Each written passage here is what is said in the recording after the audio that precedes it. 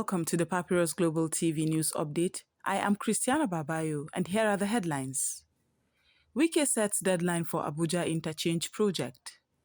Kogi government denies sack of political appointees. Reps summon Bureau, investors over poor power supply. Coalition applauds Tinubu, Ubasani over Musa's appointment. Adeleke signs 3 bills into law in Osun. Mining Marshal's commander urges institutional collaboration and amid insecurity. Peter Obi slams distribution of Tinubu campaign vehicles as profound insensitivity. 17 Rivers lawmakers defect from PDP to APC.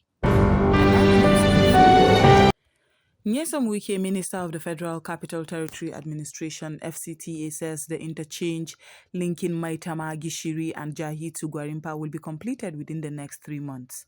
Wike made the pledge after inspecting the ongoing works on Arterial Road 16 Shehu Shagari, complementing the contractor's resilience despite earlier delays in funding.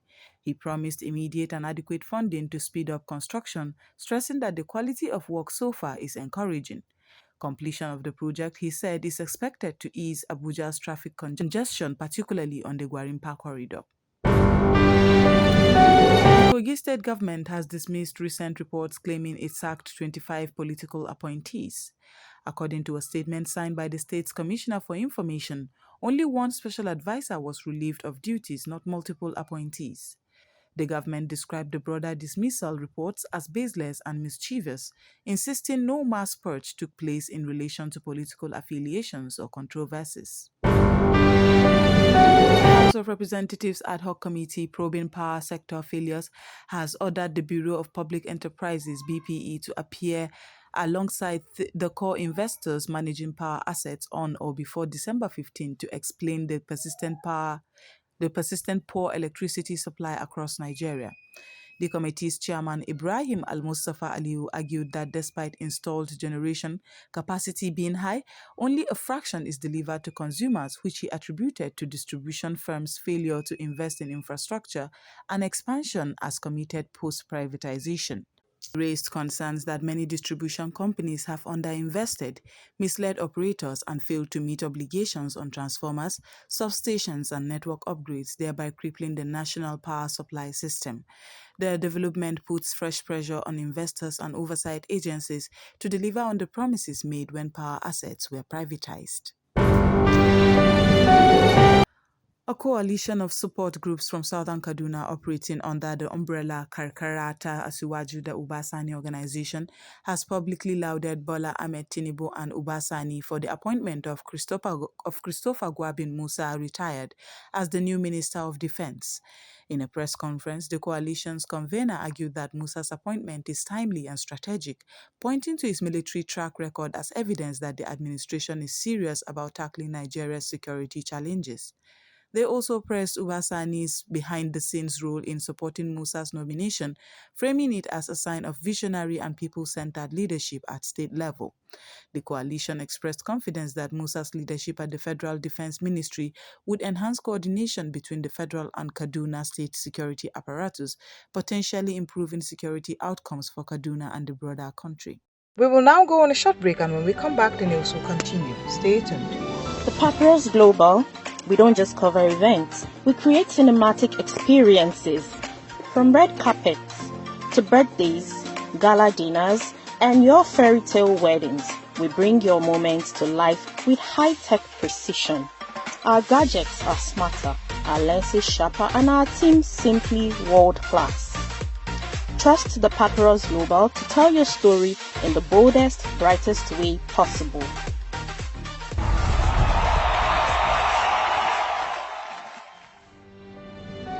Welcome back, and now the news will continue.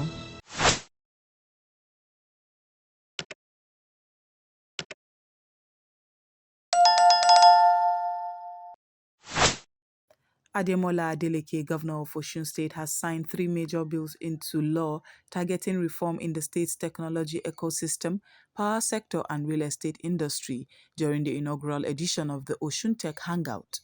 The first, the Electricity Market Bill, sets the stage for subnational management of electricity supply in Osun.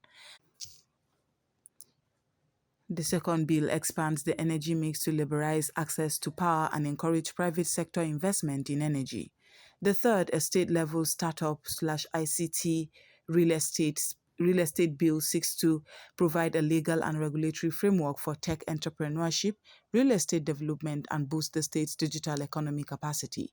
A government advisor said the legislation aims to ready the next generation for an economy increasingly driven by technology while matching infrastructure development with sustainable growth. The commander of the mining-focused arm of the Nigeria Security and Civil Defense Corps (NSCDC), John Onoja-Atta, has called for stronger collaboration among Nigeria's security, law enforcement, and regulatory agencies to tackle illegal mining and its nexus with insecurity. Speaking at the 2025 Razor News Interagency Cooperation Awards, he argued that criminal networks operate without boundaries, without bureaucracies, and therefore no single institution can address the threat alone. Atta proposed formalizing cooperation via legislation, mandating real-time intelligence sharing, joint operations, shared prosecution frameworks, and unified training across agencies. He said such synergy would not only boost operational efficiency, but also restore public trust in security institutions at a time when resources are stretched and illegal mining continues to fund violence in various parts of the country.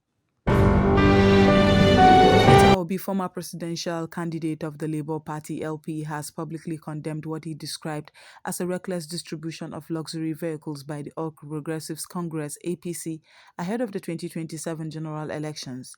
In a statement shared on his X account, Obi said the decision to hand out brand new Land Cruisers, Hilux trucks, and Hummer buses to state coordinators of what is reportedly a campaign mobilization network reflects a serious moral failure in the face of Nigeria's current hunger, unemployment, and insecurity challenges. Describing the act as a tragic misplacement of priorities, he urged leaders to redirect their focus towards urgent societal needs, food security, healthcare, job creation, youth empowerment, and community safety, rather than using public resources for what he called political theatrics. Obi warned that such extravagance inevitably amounts to a betrayal of public trust and undermines the true meaning of governance.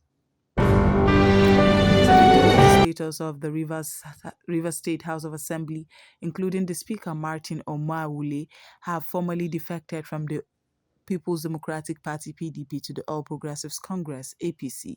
The defection was announced on the floor of the Assembly during a plenary session on Friday, with the lawmakers citing an irreconcilable division within PDP as their reason. By this move, APC is set to secure a dominant position in the Rivers State Legislature, a shift that could significantly reshape power dynamics in the state, especially between camps loyal to Siminalayi Fubara, the state governor, and those aligned to Nyesom Wike. Speaker Omawule said the switch was guided by constitutional provisions allowing lawmakers to leave a party when it is fragmented, adding that APC offered what they considered a united and progressive platform. Observers suggest that the defection not only weakens PDP's grip on the Rivers State Assembly, but also signals shifting political allegiances ahead of the 2027 general elections, a realignment that might reverberate beyond the state. And that's all we have on the news update on Papyrus Global TV. My name is Christiana Babayo. Thanks for joining us.